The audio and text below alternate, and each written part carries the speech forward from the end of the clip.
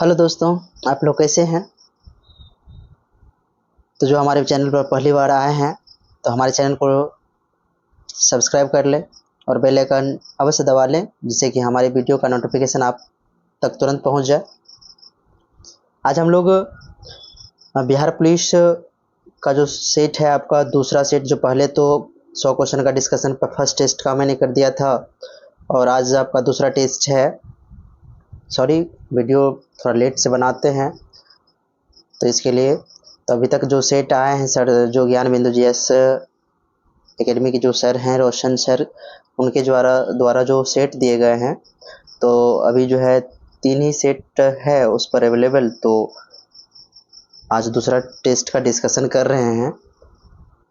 ठीक है दोस्तों, तो 100 क्वेश्चन है तो कम समय में हम चाहते हैं कि आप वो 100 क्वेश्चन ज़रूर देख लें, कि जो सर के गाइडेंस के द्वारा जो है ये क्वेश्चन सब तैयार किए जाते हैं और काफ़ी बेहतरीन क्वेश्चन रहता है।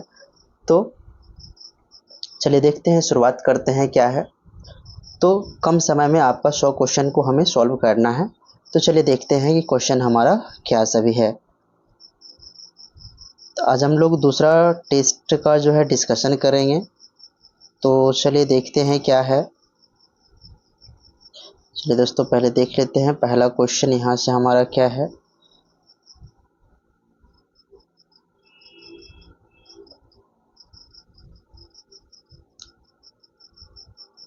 चलिए देखिए क्या क्वेश्चन क्या है आपका। निम्न में से कौन कैबिनेट मिशन में शामिल नहीं थे। निम्न में से कौन कैबिनेट मिशन में शामिल नहीं थे। तो दोस्तों, इसका जो आंसर हो जाएगा आपका, वह क्लेमेंट एटली, जो कि इसमें कैबिनेट मिशन में शामिल नहीं थे। क्लेमेंट एटली जो है आपको क्रिप्स मिशन जो कैबिनेट मिशन थे उसमें शामिल नहीं थे, जबकि बाद बाकी ये जो तीनों व्यक्ति है, ये तीनों व्यक्ति आपको कैबिनेट मिशन में शामिल थे। क्लेमेंट एटली जो है कौन थे, तो ब्रिटेन के ये प्रधानमंत्री थे और आप इसको ध्यान रखेंगे। चलिए अगला क्वेश्चन हमारा क्या है, उनको देखते हैं। क्वेश्चन है कि अधिकारों के घोषणा पत्र मैग्ना कार्टा को कब जारी किया गया। अधिकारों के जो घोषणा पत्र है इसके मैग्ना कार्टा को कब जारी किया गया था, तो आप याद रखेंगे 1215 में इसको जारी किया गया था। इसके द्वारा तो ये इंग्लैंड के जो राजा थे किंग जॉन द्वारा जो है ये इसे जारी किया गया था। यह नागरिकों के अधिकारों से संबंधित जो है पहला लिखित पत्र था, मैग्ना कार्टा, याद रखेंगे इसको। चलिए अगला क्वेश्चन देखते हैं क्या है हमारा। अगला क्वेश्चन है कि किस संविधान संशोधन द्वारा अनुच्छेद 43 ख में सहकारी समिति शब्द को जोड़ा गया था। तो ये जो सहकारी समिति शब्द जो जोड़ा गया था, ये आपको 97वें संविधान संशोधन के द्वारा 2011 के द्वारा इसे जोड़ा गया था। ये आपका सही आंसर हो जाएगा। चलिए अगला क्वेश्चन देखते हैं क्या है। अगला क्वेश्चन है कि राष्ट्रपति की सर्वोच्च न्यायालय से सलाह लेने की शक्ति का प्रावधान जो है किस अनुच्छेद के तहत है। तो राष्ट्रपति से सलाह लेने की जो शक्ति है वह दोस्तों आपका किस अनुच्छेद में, अनुच्छेद 143 में वर्णित है। जबकि अनुच्छेद 60 में आपको पता है कि राष्ट्रपति द्वारा शपथ ग्रहण की बात की गई है, और अनुच्छेद 72 में आपको राष्ट्रपति की क्षमादान की शक्ति जो है उसमें किसमें होता है, अनुच्छेद 72 में आपका। और अनुच्छेद 111 के तहत जो है संसद द्वारा पारित विधेयक पर राष्ट्रपति द्वारा सहमति प्रदान करना, ये आपका इम्पोर्टेंट है। जैसे राष्ट्रपति अध्यादेश जारी किसके तहत करता है, तो अनुच्छेद 123 के तहत जो है राष्ट्रपति जो है अध्यादेश जारी करता है। इसको अध्यादेश जारी करने की शक्ति किस अनुच्छेद में वर्णित है, राष्ट्रपति द्वारा जो अध्यादेश जारी की जाती है, तो अनुच्छेद 123 आपका सही आंसर हो जाएगा। चलिए अगला क्वेश्चन देखते हैं हमारा क्या है। अगला क्वेश्चन है कि कावेरी जल विवाद अधिकरण की स्थापना कब की गई थी।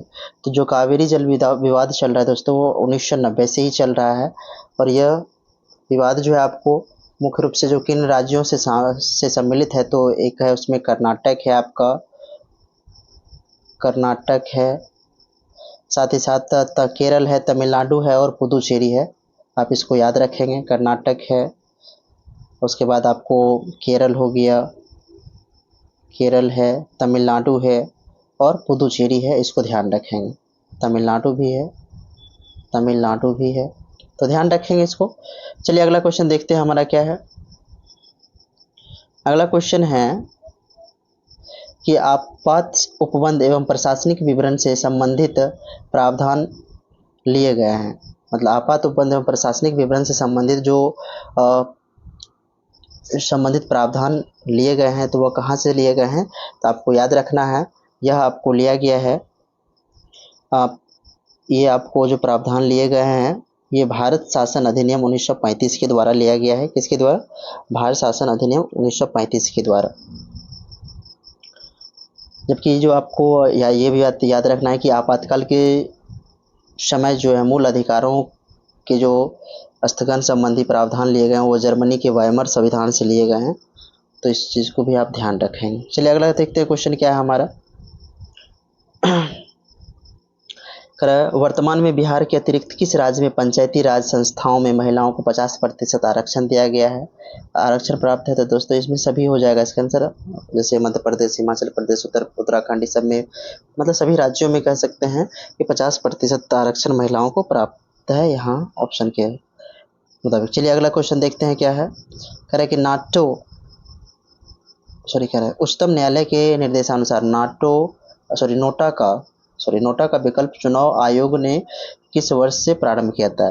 ये जो नोटा होता है दोस्त, जैसे आप देखे होंगे जो जो हम लोग का जो चुनाव हुआ था उसमें नोटा का भी ऑप्शन था, और इसका मतलब ये चीज़ें हो जाते हैं कि आपने किसी को मत नहीं किया, मतलब किसी भी चुनावी दल को मतलब जो हैं उनको आपने मत नहीं किया है ना दोस्तों। ये मतलब ये जो मत जाते हैं वो चुनाव आयोग को ही मिलता है, वह इस मत का उपयोग वह कर सकते हैं। तो आगे चलिए देखते हैं क्या है। तो क्वेश्चन ये कह रहा है आपका कि उच्चतम न्यायालय के निर्देशानुसार नोटा का विकल्प चुनाव आयोग ने किस वर्ष से प्रारंभ किया था? तो ये आपको किया गया था 2013 से। कब किया गया था? तो 2013 से इस चीज़ का उपयोग किया गया था, मतलब इस प्रारंभ किया गया था इसका नोटा का। चलिए अगला क्वेश्चन देखते हैं। 10वीं अनुसूची में 52वें संविधान संशोधन अधिनियम 1985 द्वारा क्या जोड़ा गया था? तो दल बदल कानून। जैसे 10वीं अनुसूची में दल बदल कानून है, आपको याद रखना होगा। चलिए अगला क्वेश्चन देखते हैं क्या है।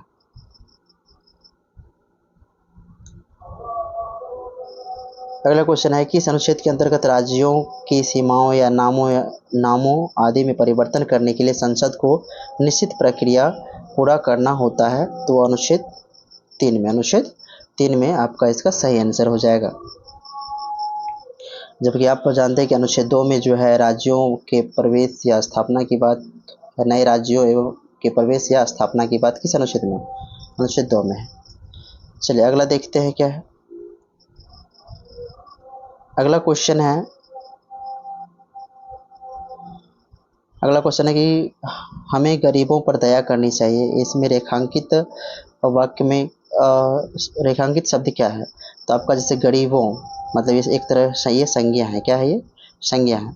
और नियति का पर्यायवाची शब्द क्या होता है? ये आपको भाग्य होता है। क्या होता है इसका? भाग्य होता है।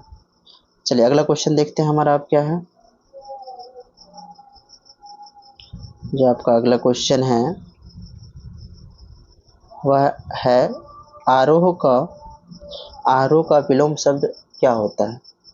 आरोह का जो विलोम शब्द होता है दोस्तों वह होता है अवरोह। क्या होता है? अवरोह होता है। चलिए अगला क्वेश्चन देखते हैं क्या है। अगला क्वेश्चन है कि अनेकार्थी शब्दों का कौन सा समूह सही नहीं है? जो अनेकार्थी शब्द है उसके कौन से समूह यहाँ पर सही नहीं है? तो आपको ध्यान रखने होंगे। इसका जो आंसर हो जाएगा सही हो जाएगा भव। ये आपका जैसे भव का ये सही नहीं है, जबकि भव का जो अनेकार्थी शब्द होगा वह संसार, जन्म, क्षेत्र, उत्पत्ति ये सब होना चाहिए। ठीक है, तो चलिए देखते हैं अगला क्वेश्चन क्या है। कह रहा है कि निष्क्रिय का अर्थ क्या होता है? तो जो स्पर्श जो इच्छा रहित होती है, जो क्या होती है, इच्छा रहित होती है, वो आपका इसका सही ऑप्शन हो जाएगा। चलिए अगला क्वेश्चन कर रहा है कि बिना पढ़ा हुआ अंश क्या कहलाता है। तो उसको हम लोग दोस्तों क्या कहते हैं, जो बिना पढ़ा हुआ अंश, वाक्यांश के लिए एक शब्द है, तो वो हो जाएगा आपको अपठित। क्या हो जाएगा, अपठित हो जाएगा। चलिए अगला क्वेश्चन देखते हैं हमारा क्या है।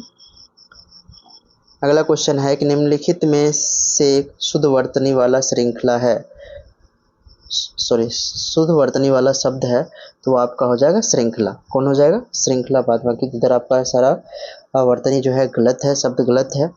रगागर में सागर भरना मुहावरे का अर्थ क्या होता है, यानी कि थोड़े शब्दों में बहुत कुछ कह देना होता है। दोस्तों इसका सही आंसर हो जाएगा।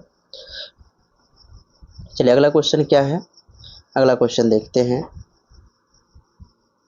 अगला क्वेश्चन है कि यदि आपतित किरण को नियत रखते हुए दर्पण को थीटा डिग्री से घुमाया जाए तो परावर्तित किरण घूम जाएगा, तो टू थीटा कोण से घूम जाएगा। दोस्तों कितना कोण से, टू थीटा कोण से घूम जाएगा। चलिए अगला क्वेश्चन देखते हैं। अगला क्वेश्चन आपका क्या है,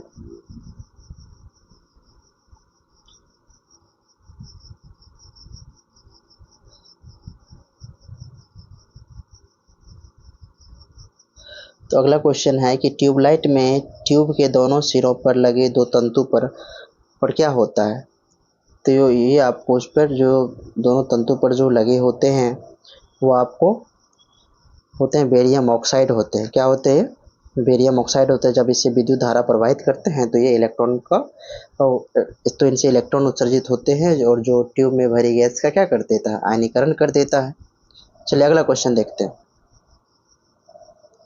कह रहा है कि पृथ्वी के भौगोलिक अक्ष और चुंबकीय अक्ष के बीच जो है कोण लगभग होता है, तो वो 17 डिग्री होता है। कितना डिग्री होता है, 17 डिग्री होता है लगभग में, आप याद रखेंगे इसको। चलिए अगला क्वेश्चन देखते हैं क्या है। अगला क्वेश्चन है आपका कि निम्नलिखित में से कौन सा कथन धातु के संबंध में सत्य नहीं है। तो जैसा कि आप जानते हैं धातु आघातवर्ध भी होते हैं, ये सही है दोस्तों। ये प्रतिध्वनि पूर्ण होते हैं, मतलब ये ध्वनि भी उत्पन्न करते हैं, विद्युत के सुचालक भी होते हैं, प्रतिध्वनि पूर्ण नहीं होती। ये दोस्तों ये शब्द, ये जो है कहना इनका बिल्कुल गलत हो जाएगा। तो कौन कह कि कौन सा कथन सत्य नहीं है, तो आपका यही ऑप्शन हो जाएगा, ऑप्शन नंबर सी इसका सही आंसर हो जाएगा। चलिए अगला देखते हैं क्वेश्चन क्या है।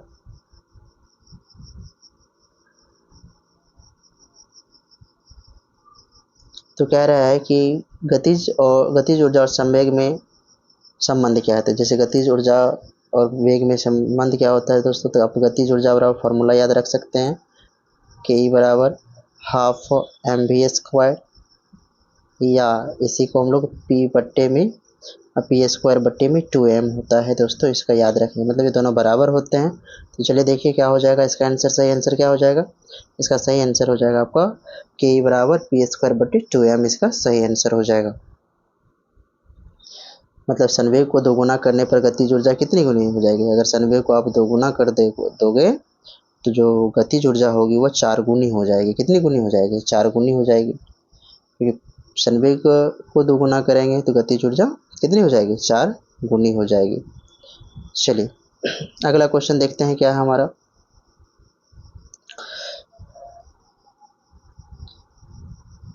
अगला क्वेश्चन है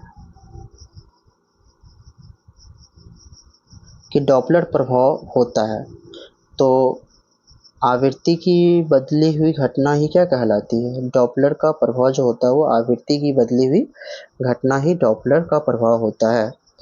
चलिए अगला क्वेश्चन देखते हैं कि प्याले धातु के प्याले की अपेक्षा चीनी मिट्टी के प्याले में चाय पीना आसान है, क्योंकि जो ये होते हैं जो धातु विद्युत का सुचालक होता है, सुचालक धातु विद्युत का सुचालक होता है। करा कि धातु ऊष्मा का सुचालक होता है और चीनी मिट्टी ऊष्मा का कुचालक होता है। ये सही बात है दोस्तों, इसका मतलब ये और ये सही हो जाएगा, आपका ऑप्शन नंबर डी सही हो जाएगा। चलिए अगला देखते हैं क्वेश्चन क्या है।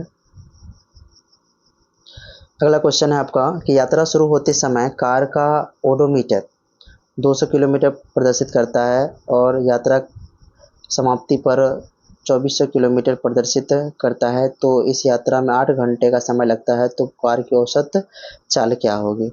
तो औसत चाल क्या हो जाएगी इसका दोस्तों, जैसे देखिए ओडोमीटर मतलब ये जो है आपको शुरुआत में जो ओडोमीटर दिखा रहा था मतलब 2000 और समाप्ति पर 400, तो ये 400 हो गए दूरी।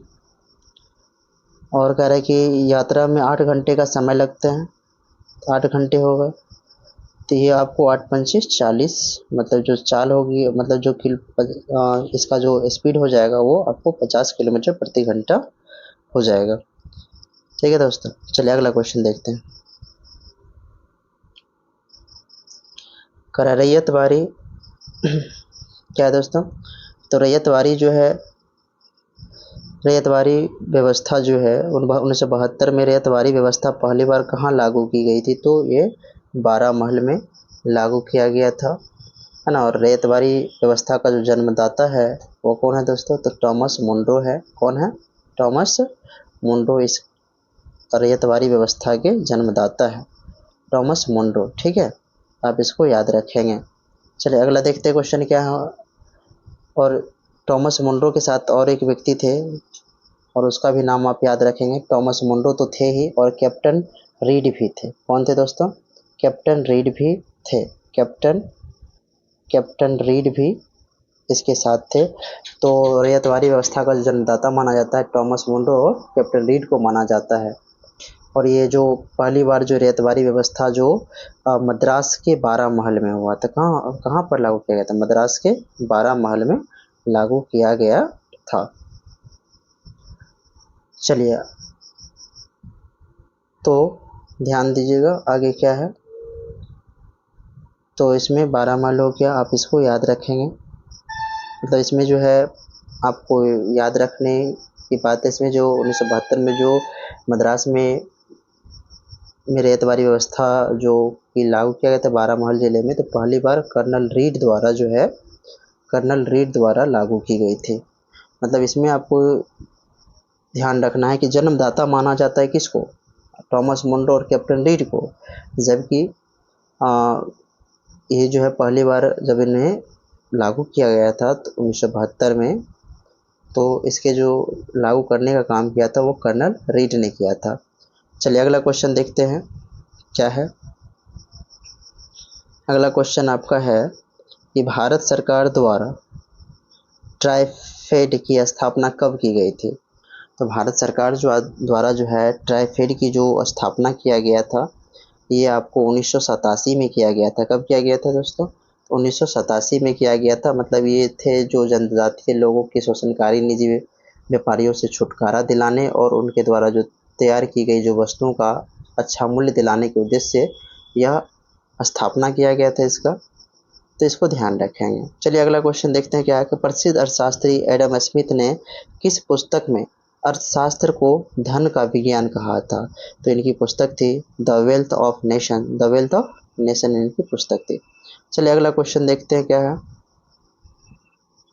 अगला क्वेश्चन आपका है कि प्रथम जूट उद्योग की स्थापना की गई थी। तो प्रथम जूट उद्योग की जो स्थापना किया गया था वो कहाँ किया गया था, तो आपको याद रखना है यह किया गया था तो 1855 में रिसरा में। कहाँ पर, रिसरा में किया गया था। 1855 में रिसरा में किया गया था, जो कहाँ पड़ता है, तो आपको पश्चिम बंगाल में पड़ता है, इसको याद रखेंगे। चलिए अगला और इसमें जो हम लोग देख सकते हैं जैसे कि सूती वस्त्र उद्योग जो है आपको फोर्ट ग्लास्टर में 1818 में किया गया था।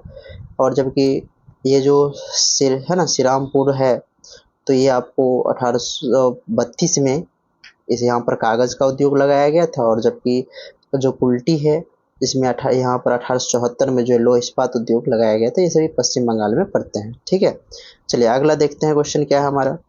करेंगे भारतीय राष्ट्रीय व्यापार संघ कांग्रेस INTUC की स्थापना जो है किसने की थी।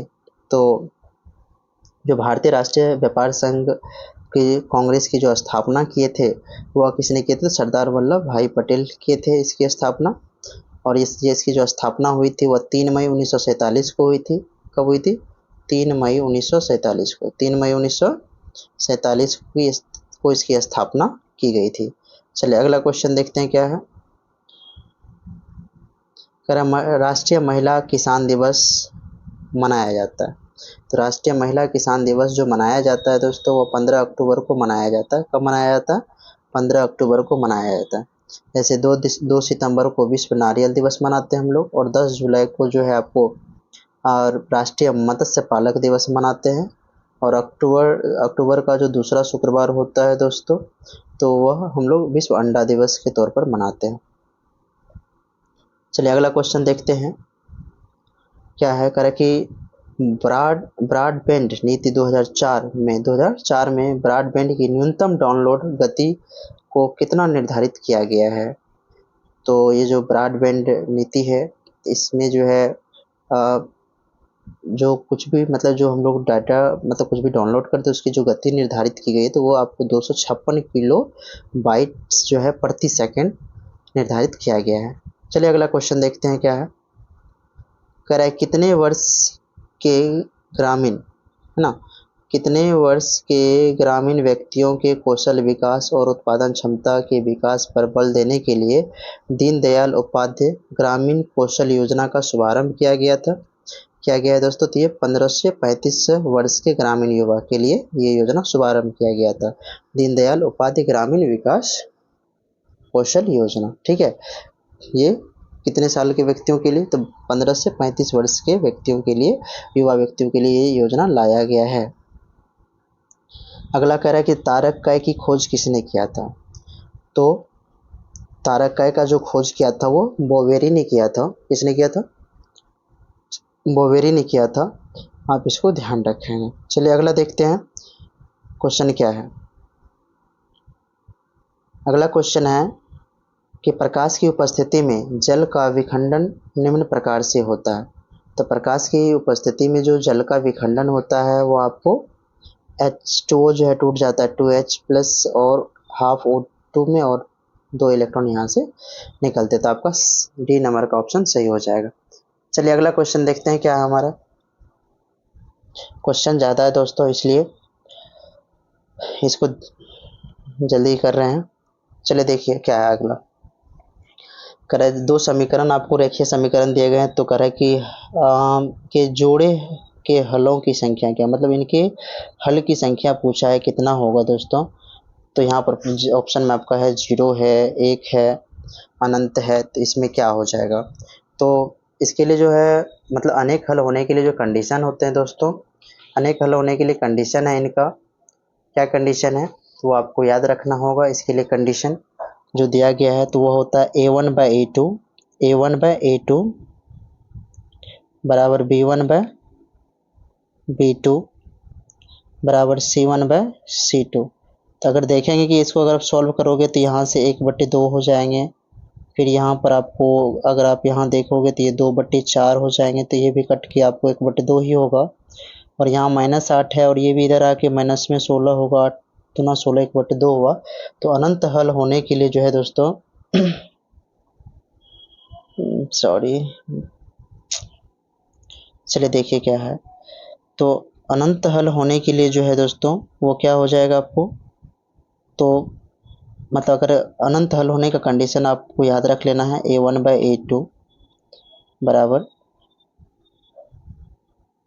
B1/B2 बराबर में क्या हो जाएगा C1/C2। ये आपका सही हो जाएगा। तो चलिए देखिए इसके लिए क्या आंसर हो जाएगा, तो आपका अनंत हल हो जाएगा इसका सही आंसर। चलिए अगला क्वेश्चन देखते हैं क्या है। अगला क्वेश्चन आपका है यहाँ पर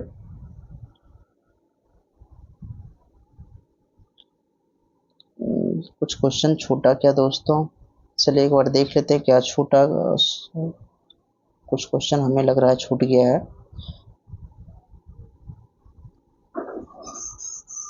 अच्छा दोस्तों, और सॉरी हम यहाँ से आपको अच्छा दोस्तों सॉरी इसके लिए, मतलब क्वेश्चन आपका छूट गया था। 36 तक तो कराए लेकिन 37 यहाँ से छूट रहा था। चलिए यहाँ से हम लोग आते हैं। चलिए सॉरी देखते हैं आगे। चलिए यहाँ से देखते हैं 37 में करा कि एड्स मानव में प्रतिरक्षाहीनता किस विषाणु के द्वारा होता है? तो ये आपको किसके द्वारा होता है? तो रेट्रोवायरस के द्वारा ऐसा होता है। तो 37 का आपका ए ऑप्शन हो जाएगा।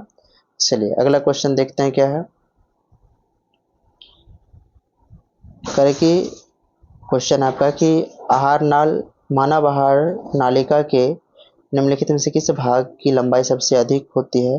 तो दोस्तों आपको याद रखना है, तो उसका होता है क्षुद्रांत, जिसको हम लोग छोटी आंत के नाम से भी जानते हैं, छोटी आंत के नाम से जानते हैं। लगभग इसका जो लंबाई होता है वो आपको लगभग में 6 से 7 सेंटीमीटर होते हैं, ध्यान रखना है, ठीक है।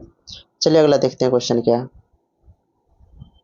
और बड़ी आंत को बृहदांत कहते हैं। करा उत्परिवर्तन का सिद्धांत किसके द्वारा प्रस्तावित किया गया था? तो जो उत्परिवर्तन का जो सिद्धांत दिया गया था वो दोस्तों आपको ह्यूगो डी ब्रिज के द्वारा दिया गया था, आप इसको याद रखेंगे। चलिए अगला क्वेश्चन देखते हैं क्या है कि लसिका एक तरल उत्तक है जो अंतरकोशिकीय स्थान में पाया जाता है। लसिका एक तरल उत्तक है जो अंतरकोशिकीय स्थान में पाया जाता है। यह किसके सदृश होता है? तो यह दोस्तों आपका हो जाएगा प्लाज्मा के सदृश होता है। चलिए अगला क्वेश्चन देखते हैं क्या है। करें कौन सा हार्मोन स्तनधारियों में हृदय स्पंदन की दर में वृद्धि करता है? तो हृदय स्पंदन की दर में जो वृद्धि करता है वह आपका हो जाएगा एड्रीनेलिन हार्मोन। कौन सा है हार्मोन? एड्रीनेलिन। चलिए अगला क्वेश्चन क्या है। अगला क्वेश्चन आपका कि नेत्र गोलक को नियंत्रित करने के लिए कितनी मांसपेशियां उत्तरदायी होती है? तो आपको होती है 6। कितने? 6 मांसपेशियां उत्तरदायी होती है, इसको याद रखेंगे। चलिए अगला क्वेश्चन यहाँ से जो आपका मैथ से संबंधित क्वेश्चन है, तो इसको आपको याद रखना। चलिए हम यहाँ पर आपको सॉल्व करके बताते हैं इस क्वेश्चन को। मेनली जो क्वेश्चन है आपको 10 क्वेश्चन मैथ से पूछे जाएंगे, तो यहाँ से आपको याद रखना है। चलिए देखिए क्वेश्चन क्या कर रहा है कि एक परीक्षा में 800 लड़के और 600 लड़कियाँ हैं और 40% लड़कों और 60% लड़कियों ने परीक्षा उत्तीर्ण की है। मतलब दोस्तों यहाँ जो क्वेश्चन है, मतलब इसमें ये कह रहा है कि आपको जो कुल विद्यार्थियों में से फेल हुए विद्यार्थियों का प्रतिशत बताना है आपको। तो यहाँ जो क्वेश्चन में है, तो आपको क्वेश्चन ये इस तरह से सॉल्व होगा कि 800 लड़के में से 40% लड़के आपको पास कर जाते हैं। तो 800 का आप क्या करो 40% निकाल लो पहले। तो 800 का 40% करेंगे दोस्तों तो क्या हो जाएगा, सॉरी चलिए देखिए 800 का अगर आप 40% करोगे तो क्या हो जाएगा, तो काटिए इनको, ये हो जाएगा सॉरी ये हो जाएगा आपको 320। कितना हो जाएगा? 320 हो जाएगा। इसे याद रखेंगे, स्पेस नहीं है तो हम इसको, चलिए थोड़ा सा इसको हटाते हैं अब, या फिर ये भी देख लेते हैं कितना हो रहा है। जैसे 600 का हम लोग 600 का 60% करेंगे जो कि लड़कियां हैं, तो ये हो जाएंगे आपको कितने, तो यहाँ से 2 जीरो खट्टा, तो ये 360 हो गए। कितने हो गए दोस्तों? 360। तो ये तो टोटल मतलब जो पास हुए वो विद्यार्थी हो गए।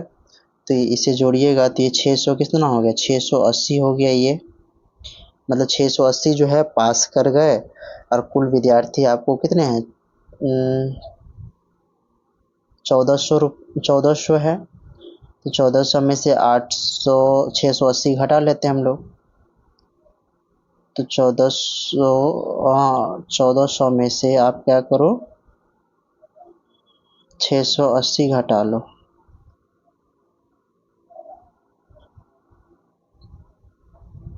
तो 680 घटाएंगे क्या दोस्तों, सही था वो 8 चौके 32 ये हुआ था, 6 तो 320 और ये 360, तो 680 हो गया, हटाइए तो 2 और ये आपको होगा 713 720 हुआ। तो 720 है, तो हमें इसका प्रतिशत बताना, मतलब इतने विद्यार्थी फेल हो गए तो इसका आपको प्रतिशत बताना है।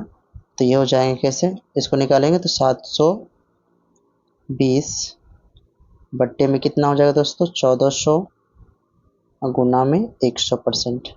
चलिए इसको काटिए, 2 जीरो कटा यहाँ से, तो आप ही बताओ यहाँ पर 14 पंचे 70 हो गए, 2/14 का मतलब ये 51 पॉइंट आपको कितना हो जाएगा, 43%, 43%। आप ये आपका ये आंसर सही हो जाएगा। चलिए आगे देखते हैं क्या क्वेश्चन है। अगला क्वेश्चन है आपको यहाँ पर कि 5 पे पावर -3 है, 5 पे पावर -3 है और आपको फिर दिया हुआ है, मतलब इसको हम डायरेक्ट तोड़ते हैं। यहाँ पर देखिए, इसको यहाँ से हम आपको डायरेक्ट बता रहे हैं, तो ये हो जाएगा 1/3 पे पावर 3, ठीक। अब प्लस, मतलब ये हो जाएंगे आपको डायरेक्ट। चलिए इतना हम लिखने से बढ़िया है कि आपको डायरेक्ट इसका कैलकुलेशन कर देते हैं। यहाँ पर आपको कि 1/, इसे हम 27 लिख सकते हैं दोस्तों, क्योंकि 1/3 3 का क्यूब हो जाता है, 1/27 हो जाएगा। फिर ये 3 का क्यूब करेंगे तो 27 होंगे, लेकिन ये माइनस साइन रहेंगे तो माइनस प्लस माइनस हो जाएगा। माइनस प्लस क्या हो जाएगा, तो माइनस हो जाएगा यहाँ पर दोस्तों, माइनस हो जाएगा 27। फिर ये भागा है आपका यहाँ पर और ये हो जाएंगे 1/, फिर से 27 हो जाएगा। अगर आप इसे देखोगे 27 का स्क्वायर 729 होता है, तो यहाँ पर आपको ऊपर में बच गए माइनस में 728, माइनस में 728, माइनस में 728 बट्टे में 27, और इसे बदलोगे तो 27 ऊपर चला जाएगा। ये 27, 27 से 27 कटा, माइनस में आपको कितना हो जाएगा 728, इसका सही आंसर हो जाएगा। आप इसको याद रखेंगे, ठीक है। चलिए अगला क्वेश्चन देखते हैं क्या है। अगला क्वेश्चन है कि एक व्यक्ति ने साधारण ब्याज की एक निश्चित वार्षिक दर से 7 वर्षों में इतना रुपये प्राप्त करने के लिए 12,000 रुपये की राशि निवेश की, तो उक्त राशि प्राप्त करने के लिए ब्याज की दर क्या होगी। तो चलिए ठीक है, ये क्वेश्चन बिल्कुल ही साधारण, मतलब 2,400 रुपया प्राप्त करने के लिए उन्होंने कितना रुपया लगाया था, तो 12,000 रुपया लगाया था। तो हम क्या करेंगे यहाँ पर, तो इसमें से घटा लेते, ये आपका मिश्र धन हो गया, ये मूलधन हो गया, तो घटाते हैं, देखिए कितना आ रहा है, तो 1200, इसमें से हम लोग घटा लेंगे, ठीक है। 1200 घटाते हैं, सॉरी 12,000 घटाते हैं तो 0,0,4, और ये कितने हो गए 8, 12 8 8400 रुपया हुआ, ठीक है। तो ब्याज आपको निकल गया 8400, 8400 ब्याज निकला, गुना में 100। अब बट्टे में क्या होता है, मतलब आप जब दर निकाले तो दर बराबर फॉर्मूला होता है ब्याज गुना 100 बट्टे में मूलधन गुना समय। तो मूलधन आपका है 1200 सॉरी 12,000, और प्लस में ये हो जाएंगे आपको कितना 7 वर्ष। तो देखिए दोस्तों क्या हो रहा है, तो 3 जीरो यहाँ से आपको कट रहे हैं, काट दीजिए, 12 सत्ते 84 हो गया, ये हो गया आपको 70, 10 से काट दीजिए, 10 सत्ते 70 हो गया, यानी कि 10% इसका सही आंसर हो जाएगा, ठीक है। तो चलिए आगे क्वेश्चन देखते हैं क्या है कि करा कि 11 क्वेश्चन आपका है यहाँ पर। क्वेश्चन है कि 11 पारियां पूरी करने के बाद सम्राट का औसत जो है 51 है। अपने औसत के दो रन बढ़ाने के लिए सम्राट को अपनी अगली पारी में कितने रन स्कोर करने की आवश्यकता होगी। तो देखिए 11 पारी में बनाया तो 55, 51 गुना 11 करेंगे तो कितना हो जाएगा 11, 11 पचे 55, 1 56, 561, ये हो गए दोस्तों। फिर कह रहा है कि तो अगली जो पारी होगी तो एक और पारी खेल रहे तो 12 पारी होगा, तो 12 पारी में औसत को बढ़ा रहे हैं, 2 रन बढ़ा रहे हैं, मतलब ये 53 हो जाएंगे। तो 53 गुना 12 कर लीजिए, तो 12 तिया 36 का 6 हुआ हासिल, 3 बच गया आपको, 12 पंचे 60, 3 63, तो ये होगा आपको 636। तो आप 636 यहाँ से घटा लो, 636 आप यहाँ से घटा लो, कितना 636, तो 636 जब इसमें से घटाएंगे तो कितना हो जाएगा 5, 13, 713, तो 75 रन उनको और बनाने की आवश्यकता है। कितने रन 75। चलिए अगला क्वेश्चन देखते हैं क्या है। अगला क्वेश्चन है आपको कि एक व्यक्ति 12% के लाभ पर एक वस्तु बेचता है, ठीक है दोस्तों, इसका मतलब वो खरीदा होगा 100 में, और उसको बेच रहा है 12% के लाभ पर, मतलब 120 में बेचा होगा। ठीक, फिर कह रहा है कि यदि वह 12% कम में खरीदता, 12% कम में खरीदता मतलब 88 में खरीदता हो, और फिर इस पर जो है वह मतलब अगर उससे खरीदा और उसे 9 रुपये कम में बेचा होता तो उसको जो है 27% का लाभ मिलता होगा। तो यानी कि इसे 27%, अगर ये 88 का आप दोस्तों 27% निकालोगे तो ये लगभग आपको जो है 111 पॉइंट जो है ये आपको आ जाएंगे लगभग में 111 पॉइंट। देख लीजिए करके करके हम आपको बताते हैं, आप निकाल सकते हो, इसमें कोई दिक्कत नहीं है ना। तो आप इसको निकालो, कर लो ऐसे, आप देखो करके। तो पहले तो इसका निकालो आप कितना, तो पहले 88 का, पहले आप 88 का जो है 27% देखो निकाल के दोस्तों कितना होता है। ठीक है, उसके बाद आपका यहाँ पर ये लगभग में ये 111 दशमलव ये जो है आपको 11.76 के आसपास आएगा दोस्तों। ठीक है, तो चलिए आप लोग इसको सॉल्व करते हुए मतलब जितना आएगा ना ये, इसको अगर आप इसको सॉल्व करोगे इतना परसेंट बटे में 100 कर देना, तो ये करोगे तो ये लगभग आपको आएंगे 0 सॉरी ये जो आपको आएंगे तो इसका जो इतना परसेंट करने पर ये लगभग में आपको जो आएंगे वो इसका दशमलव में आएगा लगभग 23 दशमलव, ये आपको 23 दशमलव आपको 76 आएंगे। कितने आएंगे, अगर इसका 88 का 27% करेंगे तो ये 23.76 आएगा, और फिर 88 में आप 23.76 को जोड़ेंगे तो वह कितना हो जाएगा 111.76 आएगा। और ये नहीं, देखिए पहले इन्होंने इतना में बेचा था और फिर इन्हें इतना में बेच रहा है, तो मतलब कितने के कम में बेचा है इसका मतलब, तो इन्होंने 9 रुपया कम में बेचा, मतलब इन दोनों का डिफरेंस हो जाएगा 9 रुपये। मतलब ये अगर आप इन दोनों घटाओगे तो ये हो जाएंगे। चलिए यहाँ से हम मिटा देते हैं, आप लोग फिर से देख लीजिएगा इसको। चलिए देखिए, तो इसका जो सॉल्यूशन हुआ था वो आपको मतलब ये देखिए आपने कि 120 में से आप क्या करो, 111.76 को घटाओगे तो ये 0 आपको कितने आएंगे, 24 आ जाएंगे। ठीक है, 24 आ जाएंगे, और इसी का वैल्यू आपको दिया हुआ है 9 रुपया। ठीक है, आपको कितना का निकालना है, 100 का निकालना है। कितना का निकालना है, तो 100 का निकालना है, तो ये हो जाएंगे 9 बटे में 0.24 और गुना में 100, गुना में 100। यहाँ से दशमलव हटाओगे दोस्तों तो ऊपर चला जाएगा 2 0। ठीक है, मतलब ये आपको अगर आप इसे काटोगे तो ये आपको आ जाएगा, देख लो यहाँ पर हम काट ही देते हैं इसको, 2 4 गुना में ये आपका हो जाएगा 100। ठीक है, यहाँ से दशमलव हटाएंगे तो 2 0 और बढ़ जाएगा, तो 3 3 9 3 8 24। अगर आप 8 से काटते हो तो 8 का 8 हुआ, 2 बचा, 2 8 दूना 16, 8 पंचे 40, 0। और इससे आप 3 से गुना करोगे तो 5 तिया 15, 0, 12 तिया 36, 1 37, मतलब 3750 रुपया इसका सही आंसर हो जाएगा आपका ऑप्शन नंबर बी। चलिए अगला क्वेश्चन देखते हैं क्या है। करे कि एक कार 6 घंटे में 240 किलोमीटर जाती है तय करती है, तो डेढ़ गुनी गति से चलने में, मतलब आप देखो तो पहले तो यहाँ तो 240 बट्टे में 6 करिए, तो चाल कितना निकला, 6 चौके 24, मतलब 40 किलोमीटर प्रति घंटा इसका चाल निकल गया।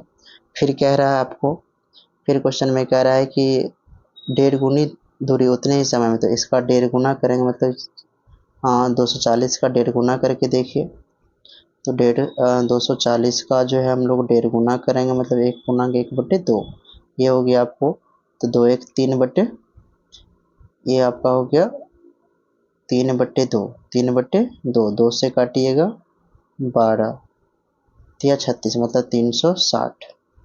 अब 360 को उसी समय में तय करना है तो मतलब ये 60 किलोमीटर प्रति घंटा होगा। कितने?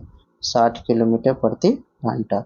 अब आप ही बताओ, पहले था 40 किलोमीटर प्रति घंटा और अब है 60 किलोमीटर प्रति घंटा, तो चाल को कितना बढ़ाया उन्होंने? तो 20। कितने बढ़ाया बताइए? तो 20 किलोमीटर प्रति घंटा उन्होंने अपनी चाल को बढ़ाया। सॉरी 20 ना, 20 किलोमीटर प्रति घंटा। तो अगला जो आपका क्वेश्चन है वो क्या है? चलिए अगला क्वेश्चन आपका है, निम्न को हल करें। तो ये दोस्तों आप क्या करो, इसका एलसीएम ले लो। तो इसका जब एलसीएम लोगे तो वो हो जाएगा आपको कितना? ये आपको हो जाएगा 1 plus sine theta into 1 minus sine theta. ठीक है, तो आप क्या करो, इससे जब भागा करोगे तो ये पूरा कट जाएगा, ये पूरा कट जाएगा, तो बच जाएगा ये। तो यहाँ पर लिखो आप 1 माइनस साइन थीटा। ठीक, फिर आप इससे भागा करोगे तो मतलब ये जो है यहाँ पर जो हर में है, तो उससे जब भागा करोगे तो ये पूरा कट जाएगा, बच जाएगा आपको कौन? ये बच जाएगा। तो चलिए यहाँ पर फिर क्या हो जाएगा? Plus 1 plus sine theta, 1 plus sine theta हो जाएगा। ठीक है, तो ये साइन साइन कट जाएगा आपका, यहाँ ऊपर में बच गया 2। चलिए अगला, यहाँ पर ऊपर में क्या बचा दोस्तों? 2। और नीचे में देखिए ए प्लस बी इंटू ए माइनस बी का फॉर्मूला वो था, तो यहाँ पर हो जाएगा 1 माइनस साइन स्क्वायर थीटा। तो यहाँ से आपको क्या आया? आपको यहाँ से आया 2/1 माइनस साइन को हम लोग क्या लिखेंगे? Cos square theta. और ये 1/कॉस स्क्वायर थीटा क्या होता है? सेक स्क्वायर थीटा होता है। 1/कॉस square theta sec square theta होता है, यानी कि इसका जो आंसर हो जाएगा वो आपको दोस्तों 2 सेक थीटा हो जाएगा। क्या हो जाएगा? 2 सेक थीटा हो जाएगा। चलिए अगला क्वेश्चन है, अगला क्वेश्चन है यहाँ पर आपका 50 का जो क्वेश्चन है दोस्तों, ये त्रिभुज के क्षेत्रफल से संबंधित जब आपको शीर्ष दिए है ना, निर्देशांक दिए रहते हैं तो आपको इसका क्षेत्रफल निकालना होता है। तो फार्मूला आपको याद रखना है दोस्तों। ठीक है, तो फार्मूला होता है 1/2, त्रिभुज का क्षेत्रफल का फार्मूला हो जाता है आपको 1/2 into x1 into y2 minus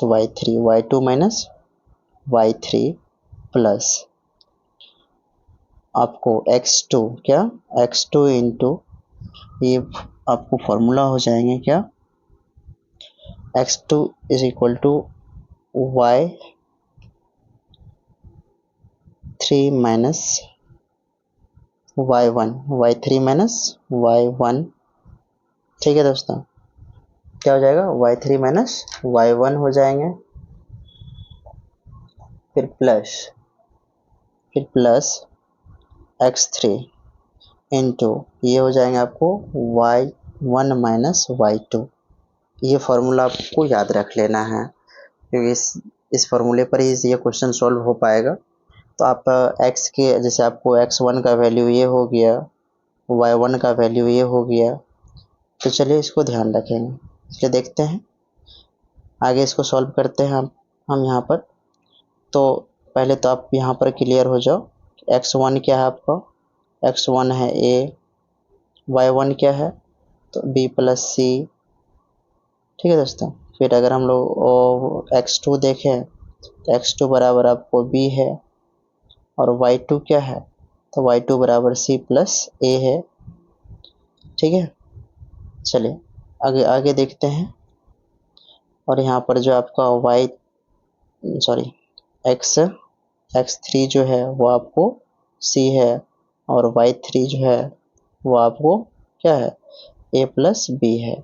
तो आप यहाँ से इस वैल्यू को क्या करोगे, जो इक्वेशन जो समी फॉर्मूला है उस पर आप क्या करोगे? रखोगे, आपका आंसर आ जाएगा। अगर सॉल्व करेंगे तो बहुत लेंदी हो जाएगा, जो कि इसके लिए हमारे पास तो स्पेस नहीं है। तो आप इसको सॉल्व कर लोगे, कॉपी पेन लेकर सॉल्व करोगे, तो इसका जो आंसर आ जाएगा दोस्तों वो आपको आ जाएगा कितना? 0 इसका आंसर आ जाएगा। आप इसे सॉल्व कर लीजिएगा। चलिए अगला क्वेश्चन देखते हैं हमारा क्या है। और ये क्वेश्चन तो हम आपको पहले भी बता दिए है ना, तो इसका आंसर क्या हो जाना है दोस्तों? इसका आंसर हो जाएगा अनंत। चलिए अभी जो क्वेश्चन आपका एक प्रायिकता से संबंधित क्वेश्चन है और ये क्वेश्चन बहुत ही अच्छे क्वेश्चन है। तो कह रहे हैं कि आपको कुछ बातें यहाँ से हम बता देते हैं कि जो एक चीज़ें होती है कि अगर प्रायिकता का जो मान होता है वह हमेशा क्या होता है, एक से छोटा ही होता है ना। तो ध्यान रखेंगे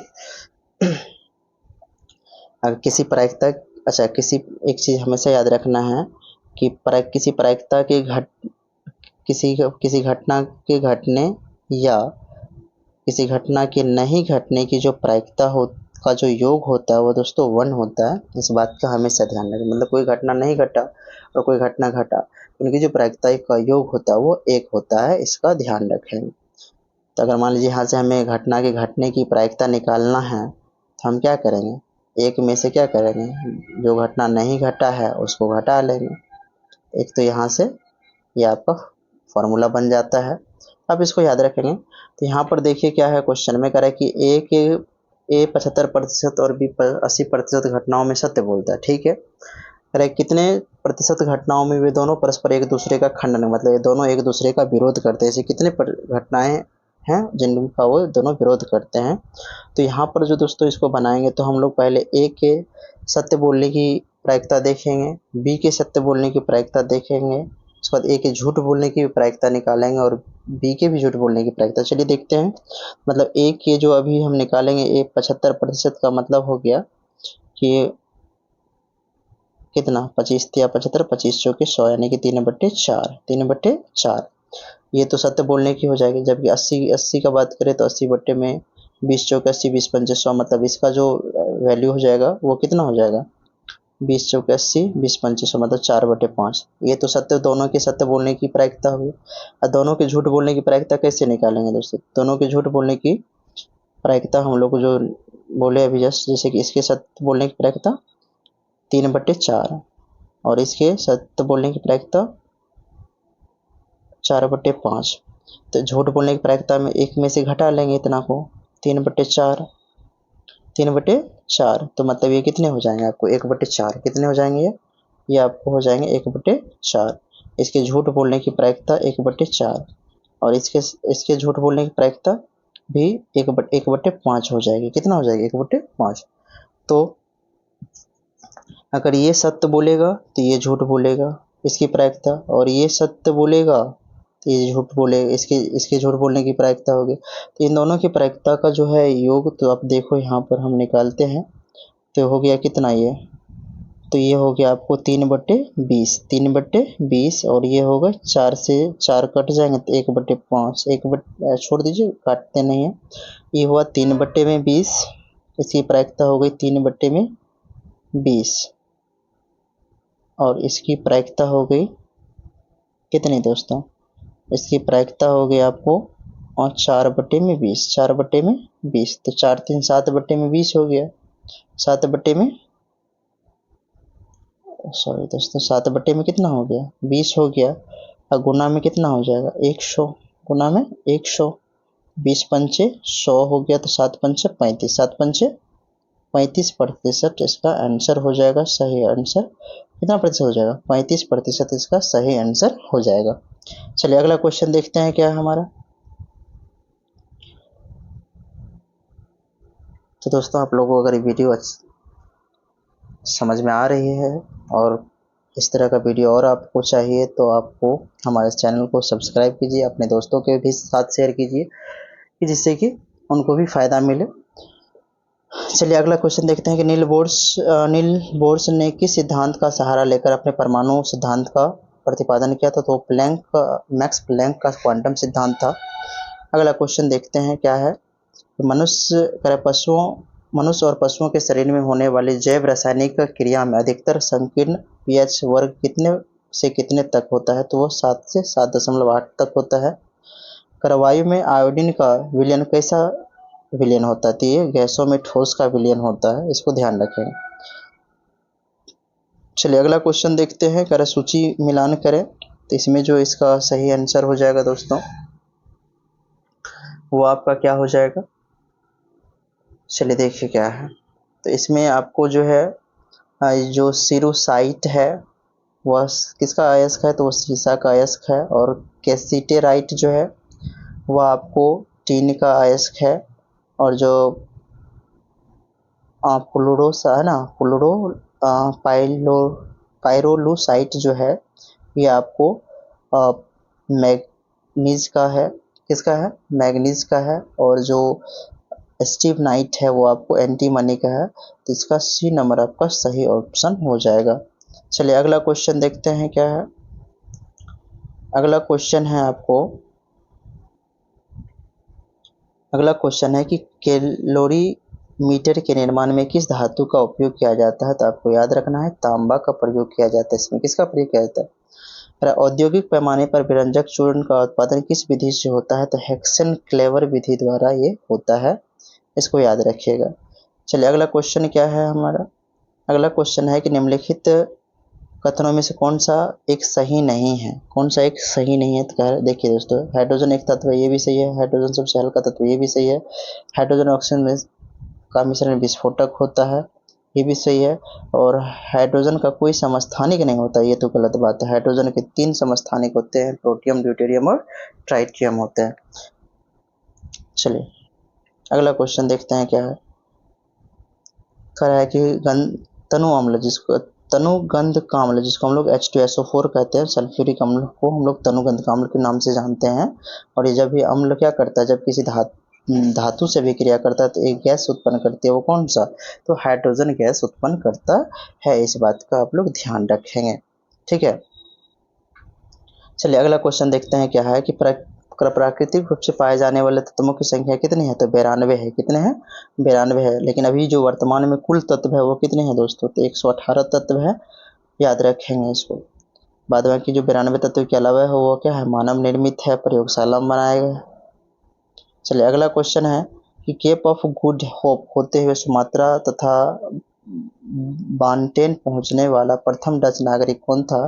तो वो है ना, कार्नेलिस डी हॉटमैन थे। कौन थे, कार्नेलिस डी हॉटमैन। जैसे वास्को डी गामा भारत कब आया था, तो 20 मई 1498 को जो है वास्को डी गामा भारत आया था।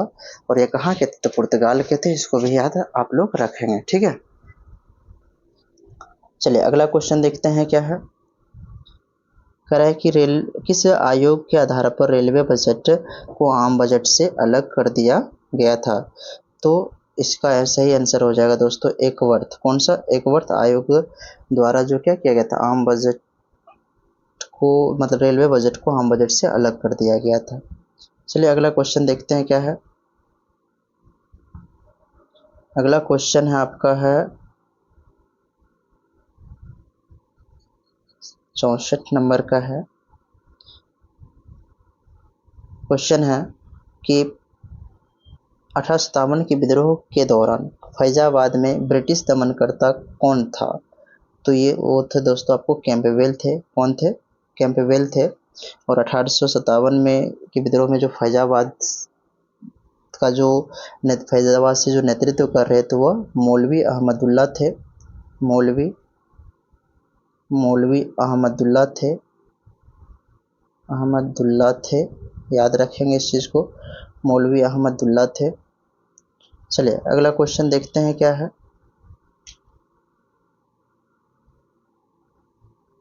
करेक्ट, निम्नलिखित में से किस समाज सुधारक ने 1826 के ज्यूडियो अधिनियम का घोर विरोध किया था। तो वो दोस्तों कौन थे आपको, तो इसका ऐसा ही आंसर हो जाएगा राजा राम मोहन राय इसका विरोध किए थे।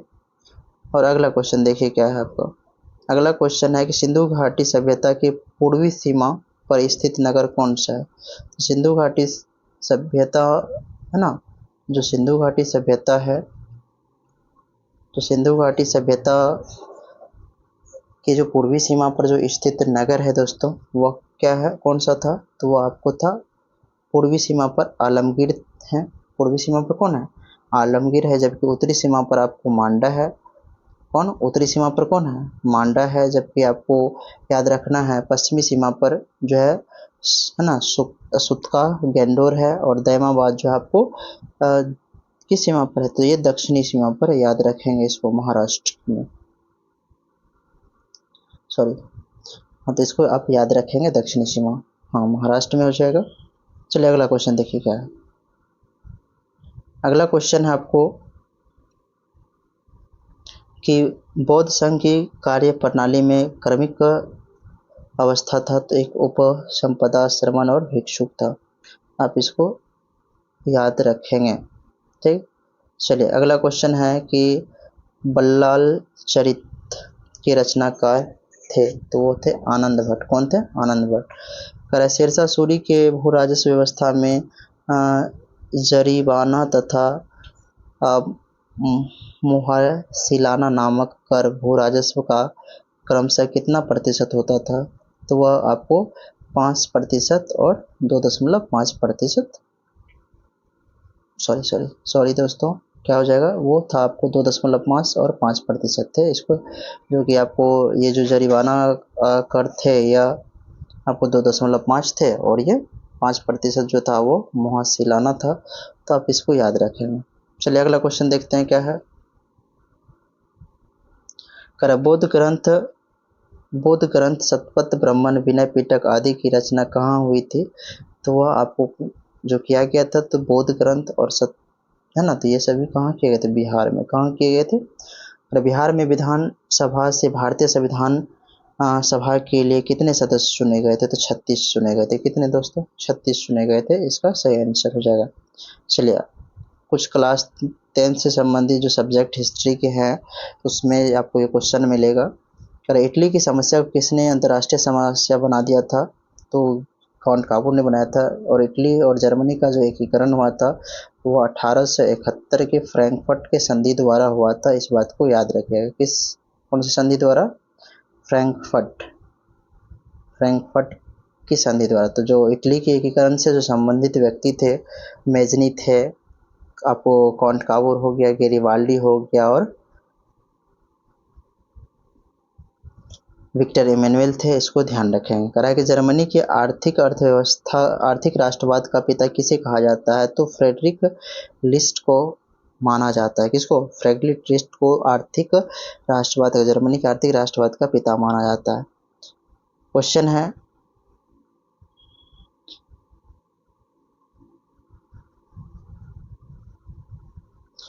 जो रक्त और लौह की जो नीति का अवलंबन किया था वो दोस्तों बिस्मार्क ने किया था। चलिए अगला क्वेश्चन कह रहा है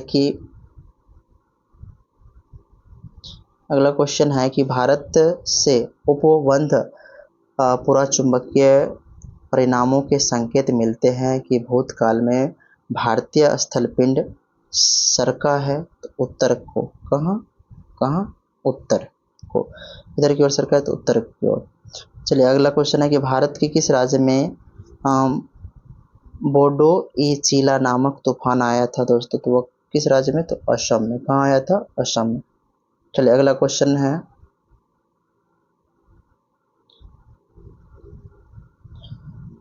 है किस मृदा परिच्छेदिका स्तर में जमीनी स्तर पर ह्यूमस जैविक सामग्री की प्रचुरता आदि पाई जाती है?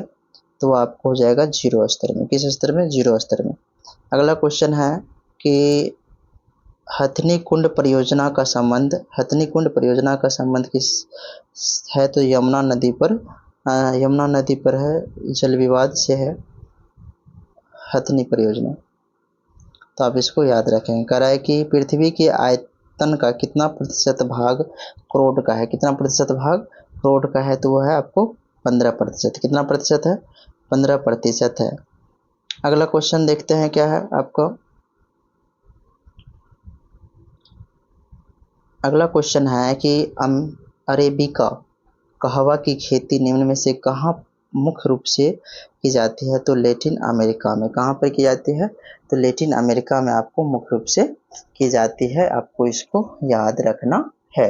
चलिए अगला क्वेश्चन देखते हैं क्या है। अगला क्वेश्चन है आपको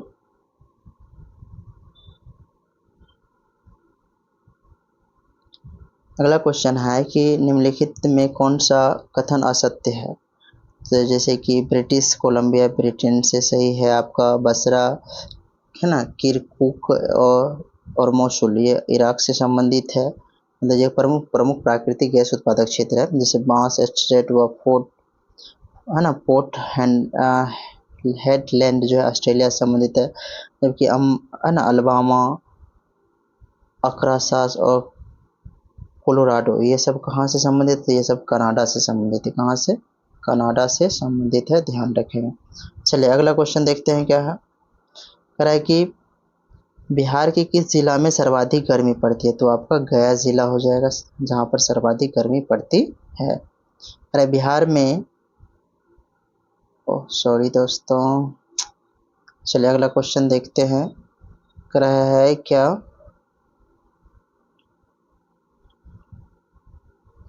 कह रहे कि बिहार में आधुनिक नहर सिंचाई प्रणाली की शुरुआत किस वर्ष हुई थी? तो 1874 में इसकी शुरुआत हुई थी।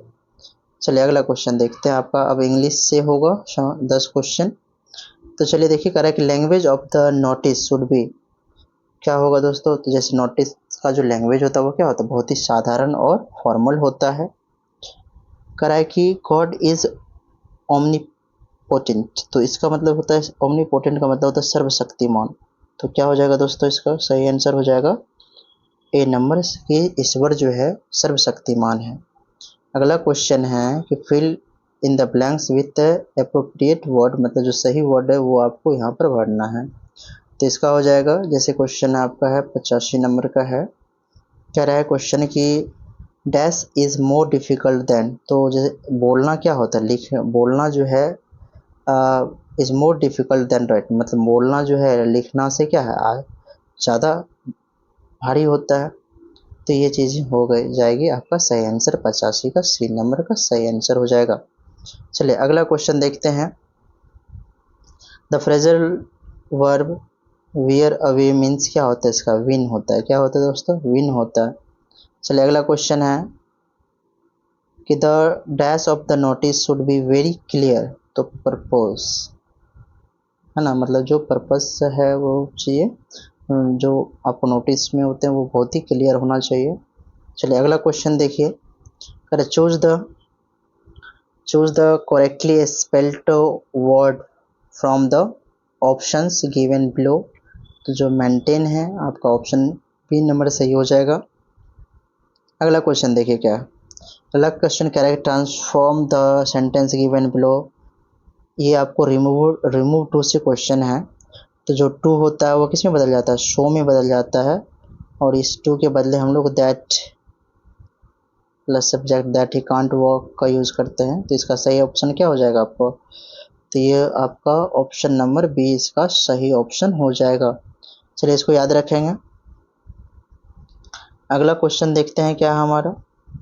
अगला क्वेश्चन है कि a place for wrestling is, मतलब जो रेसलिंग जो एक मतलब खेल का मैदान होता है, रेसलिंग क्रीड़ा स्थान होता है, तो जैसे एरेना एक खेल का, तो ये आपका सही आंसर हो जाएगा। ठीक, आप इसको ध्यान रखेंगे। चलिए अगला अगला क्वेश्चन है कि दिए गए 4 चित्रों में आपको यहाँ पर दर्पण नीचे रखा गया है, तो जो टॉप वाला पार्ट है वो आपको बॉटम में दिखेगा, जो टॉप वाला पार्ट है वो कहाँ दिखेगा? बॉटम में, और राइट वाला पार्ट लेफ्ट में आपको देखने को मिलेगा। तो इसका जो सही आंसर हो जाएगा दोस्तों वो आपका ए नंबर का बिल्कुल सही आंसर हो जाएगा। ठीक है, तो आप इसको याद रखेंगे। चलिए अगला क्वेश्चन क्या है हमारा। अगला क्वेश्चन देखते हैं, जो 92 नंबर का क्वेश्चन है आपका। तो कह रहा है कि इनमें खाली स्थान पर क्या आएगा? थोड़ा सा क्वेश्चन को चलिए देखिए, इनमें कह रहा है खाली स्थान पर क्या आएगा आपका। तो जैसे आप देखो कि 2 का स्क्वायर कर लो यहाँ पर, और 4 का भी स्क्वायर कर लो। तो 2 का स्क्वायर करोगे कितना आएगा? 16, सॉरी 2 का स्क्वायर आपको 4 आएंगे, और 4 का स्क्वायर 16 हो गया, तो इनको जोड़ लो, अब 20 आ जा रहा है। 3 का स्क्वायर 9 हुआ, 9 का स्क्वायर 81 हुआ, इनको जोड़ लो, आपको 90 आ रहा है। 1 का स्क्वायर 1 हुआ, 5 का स्क्वायर 25, तो यहाँ पर क्या आएगा दोस्तों? 26 आएगा। कितना आएगा? तो आपका सी नंबर का ऑप्शन बिल्कुल सही है दोस्तों, आप इसको याद रखेंगे। ठीक है, कौन सा हो जाएगा आपका? सी नंबर का ऑप्शन यहाँ पर हो जाएगा। ठीक है, अगला क्वेश्चन देखिए क्या है। अगला क्वेश्चन है कि उस विकल्प का चयन करें जो दी गई श्रृंखला को पूरा करता है। मतलब जेड से एक्स 2 कम हुआ, फिर यहाँ पर 2 कम हो रहा, सॉरी, फिर यहाँ पर भी 2 कम हो रहा है, मतलब -2 ये आपका कम हो जाएगा, तो यहाँ पर जो ऑप्शन हो जाएगा आपका आर डी हो जाएगा। और ध्यान रखेंगे इसको, ठीक है। चलिए अगला क्वेश्चन देखिए क्या है। करे उस आकृति का चयन करें जो दी गई श्रृंखला को पूरा करेगी। तो यहाँ देखिए ये इधर की ओर है ऐसे, और ये ऐसे लाइन है इधर की ओर है। इसी तरीके से अगर ये इधर की ओर है तो इसी तरीके से ये इधर की ओर ऐसे बनेंगे, ठीक है। और 3 लाइन, यहाँ 1 था 2 आया, तो यहाँ पर 3 है तो यहाँ 4 आएगा। तो आपका जो यहाँ पर सही ऑप्शन हो जाएगा वो क्या हो जाएगा दोस्तों, तो ए नंबर का इसका बिल्कुल सही आंसर हो जाएगा। कौन सा, तो इसका ए नंबर का सही आंसर हो जाएगा। क्यों यार डिस्टर्ब हो रहा है। इसका सही आंसर क्या हो जाएगा, तो आपका ए नंबर का इसका सही आंसर हो जाएगा, ठीक है। चलिए अगला क्वेश्चन देखते हैं क्या है। अगला क्वेश्चन है कि भारत का पहला केंद्र वित्त पोषित गाय अभ्यारण्य कहाँ बनाया गया, तो ये उत्तर प्रदेश में बनाया गया। और दुग्ध उत्पादन में उत्तर प्रदेश का पहला स्थान है, इसे भी याद रखना है। अगर समुद्र शक्ति सैन्य अभ्यास 2023 किन 2 देशों के बीच हुआ था, तो भारत और इंडोनेशिया के बीच में हुआ था, इसको याद रखेंगे। चलिए अगला क्वेश्चन क्या है। अगर तुर्की और सीरिया में 6 फरवरी 2023 को विनाशकारी भूकंप आया और भारतीय वायुसेना के इस ऑपरेशन में लगाया गया जो विमान कौन सा था, तो वो आपका C-17 ग्लोब मास्टर विमान थे, इसको याद रखना है। चलिए अगला क्वेश्चन आपका है कि ऑपरेशन मर्यादा किस राज्य सरकार द्वारा चलाया गया था, तो ये उत्तराखंड द्वारा राज्य सरकार द्वारा चलाया गया था। चलिए अगला क्वेश्चन है कि हाइड्रोफ्लोरोकार्बन HFC का उपयोग को 80% तक कम करने का लक्ष्य कब तक रखा गया है, तो 2047 तक इसका सही आंसर हो जाएगा। जबकि मलेरिया उन्मूलन के लिए कितना 2030 रखा गया है, एड्स के लिए भी 2030 रखा गया है। और 100वां क्वेश्चन जो दोस्तों आपका है कि वर्ष 2023 के विश्व के 50 महानतम स्थानों में से भारत के कौन से 2 स्थान शामिल हुए, तो लद्दाख और मयूरभंज 31वां और 32वां है दोनों, याद रखेंगे इस चीज़ को। तो चलिए आज 100 क्वेश्चन का डिस्कशन हो गया। अगर हमारी वीडियो आप लोगों को अच्छी लग रही है तो आप हमारे चैनल को सब्सक्राइब कर लें और कमेंट में अवश्य बताएं कि कैसा लगा डिस्कशन आप लोगों का। अगर इस तरह का डिस्कशन चाहते हैं तो कमेंट करके हमें करें, और अपने दोस्तों के साथ भी शेयर करें दोस्तों, कि उनको भी आने वाले एग्ज़ाम में कुछ मदद मिल सके। चलिए तो आज के लिए अगली वीडियो हम नेक्स्ट तुरंत ही डालेंगे। ये वीडियो हो सकता है कि अगली क्लास में आपको ये हम वीडियो डाल देंगे। तो चलिए आप लोग इस चीज़ को एक बार देख लेंगे, रिवीजन कर लेंगे और मैथ के क्वेश्चन को ज़रूर देखेंगे दोस्तों। चलिए।